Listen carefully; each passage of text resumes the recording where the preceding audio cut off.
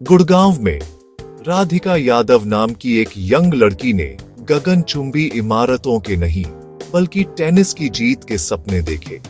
उनके पिता दीपक उनके पहले सपोर्टर थे।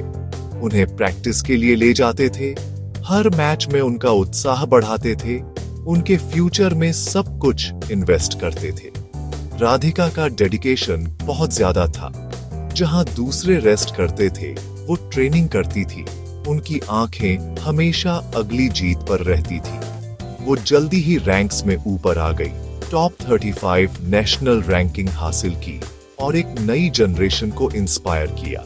अपनी एकेडमी में अकेली फीमेल हेड कोच के रूप में राधिका यंग लड़कियों के लिए एक मिसाल बन गई। उन्हें न केवल टेनिस सिखाया बल्कि कॉन्फिडेंस और रेजिलियंस भी सिखाया। अपने स्टूडेंट्स के लिए वो एक कोच से बढ़कर थी। वो इस बात का प्रूफ थी कि सपने सच हो सकते हैं। उनकी जर्नी सिर्फ ट्रॉफीज के बारे में नहीं थी, यह स्ट्रॉन्ग, महत्वाकांक्षी महिलाओं का एक कम्युनिटी बनाने के बारे में थी। राधिका की कहानी अभी शुरू ही हुई थी। उनका जज्बा अटूट था, उनका विजन क्लियर था। गुड़गांव के क्ले कोर्ट्स पर एक चैंपियन और एक लीडर का जन्म हुआ। जैसे जैसे राधिका की फेम बढ़ी, वैसे वैसे उनकी ऑनलाइन प्रेजेंस भी बढ़ी। उनकी जीत, उनकी ट्रेनिंग, उनकी लाइफ पब्लिक हो गई। सोशल मीडिया ने उन्हें एम्पावरमेंट का सिंबल बना दिया, लेकिन उन्हें जांच के दायरे में भी ला दिया। ब्रांड डील्स और फॉलोअर्स की बांट आ गई, लेकिन घर पर उनकी नई विजिबिलिटी से बेचैनी पैदा हुई। उनके पिता, जो कभी उनके सबसे बड़े फैन थे, अब उनकी इंडिपेंडेंस को डिफायंस के रूप में देखते थे। फैमिली की बातचीत प्राउड से एंजाइटी में बदल गई। उनके पोस्ट, उनका कॉन्फिडेंस, उनकी पब्लिक लाइफ, सब कुछ बहस का मुद्दा बन गया। राधिका ने समझाने की कोशिश की, यह उनका करियर था, इंस्पायर करने और कनेक्ट करने का उनका तरीका। लेकिन उनके पेरेंट्स को केवल रिस्क और शर्मिंदगी दिखी, प्रोग्रेस नहीं। झगड़ा अब टेनिस के बारे में नहीं था, बल्कि कंट्रोल और ट्रेडिशन का एक बेटी की एम्बिशन से टकराने के बारे में था। जिस प्राउड ने उनके सपने को बनाया था, अब उसे तोड़ने की धमकी दे रहा था। उनके घर के बाहर कम्युनिटी की फुसफुसाहटें और तेज और क्रूर होती गई। पड़ोसियों ने राधिका की सक्सेस को एक हथियार बना दिया। उनके पिता की भूमिका और प्राउड पर सवाल उठाए। दीपक, जो कभी प्राउड फील करते थे, अब ह्यूमिलिएटेड फील करते थे।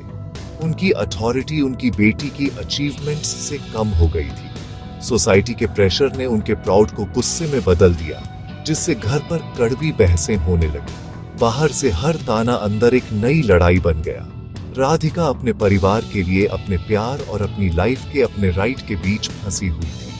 उन्होंने अपने सपने को छोड़ने से मना कर दिया, बढ़ते प्रेशर के खिलाफ डटी रही। वह घर, जो कभी उनकी एम्बिशन को पालता था, वह एक बैटल ग्राउंड बन गया।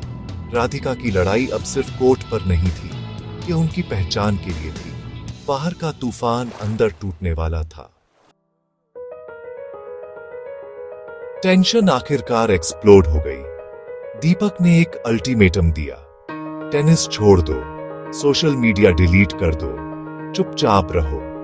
उन्होंने मांग की कि वह परिवार की इज्जत के लिए अपनी पहचान मिटा दे। राधिका दिल टूटने के बाद भी अपने जीवन के काम को छोड़ने से मना कर दिया। उनकी स्ट्रेंथ, जिसे कभी सेलिब्रेट किया जाता था, अब बगावत के रूप में देखी जाती थी। दीपक ने उनकी इंडिपेंडेंस को एक खतरा माना, न कि एक जीत। उनके टकराव के बाद की चुप्पी भारी थी, त्रासदी की एक अनकही चेतावनी। राधिका की स्पिरिट अटूट थी, लेकिन ट्रेडिशन की दीवार अटल थी। लड़ाई खत्म हो गई थी, लेकिन परिणाम आने वाले थे। तूफान से पहले की शांति आ गई थी। 10 जुलाई 2025 को यादव का घर शांत था। हवा अनसुलझे झगड़े से भरी हुई थी।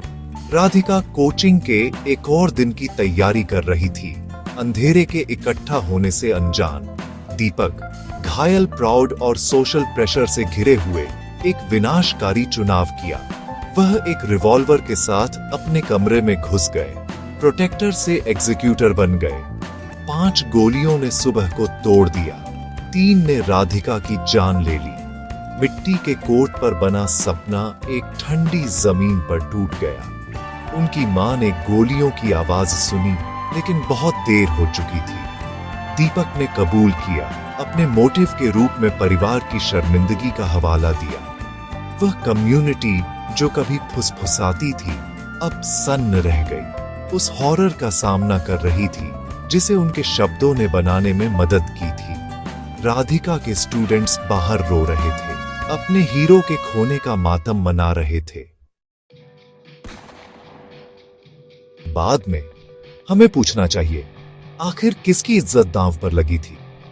राधिका का एकमात्र गुनाह दूसरों के आराम के लिए छोटा होने से मना करना था।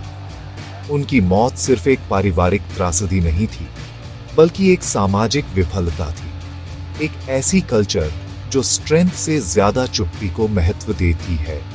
खून हर फुसफुसाहट, हर जजमेंट, हर ट्रेडिशन पर है जो एम्बिशन को दबाता है।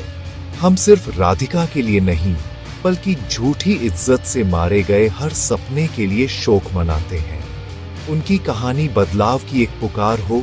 बेटों को सम्मान करना सिखाएं, बेटियों को अपनी रोशनी के लिए कभी माफी न मांगना सिखाएं। राधिका के लिए जस्टिस हमारे घरों और दिलों में गूंजना चाहिए। उनकी याद एक क्रांति को जन्म दे, जहां हर बेटी के सपने की रक्षा की जाती है, कभी चुप नहीं किया जाता।